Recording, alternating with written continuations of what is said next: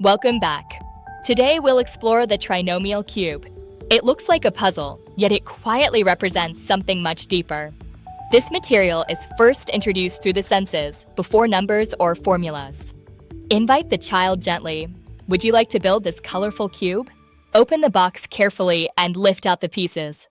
Notice the colors red, blue, yellow, and black, and the variety of shapes and sizes. Begin assembling by matching color and size.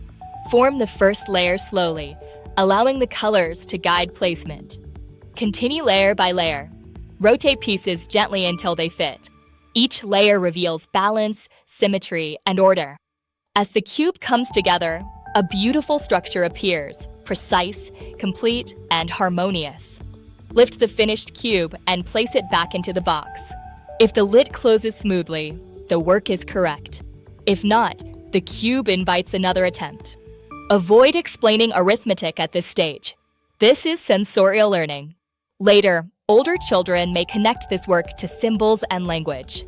Extensions include comparing the trinomial cube with the binomial cube side by side.